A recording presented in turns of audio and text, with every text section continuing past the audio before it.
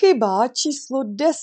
Nereálná očekávání nebo očekávání nějaké dokonalosti. Mnoho lidí chce, aby jejich pes byl perfektní hned, ale psi nejsou stroje ani roboti. Mají také dobré a špatné dny jako my. A hlavně často se třeba u štěněcích klientů setkávám s tím, že vyžadují po pejskovi něco, co ho ale ještě nestihli naučit. Pak se na pejska zlobí, ale ten pes je v tom nevinně, protože on nemůže poslechnout, když to ještě nemá naučeno. A jak to napravit? Buďte ke svému psovi spravedliví a realističtí. Každý pes se učí jinak a každý dělá chyby. Místo frustrace a nervozity se zaměřte na ty pokroky, které už se vám povedly a i kdyby byly úplně malinké, ale pořád je to pokrok a posun vpřed.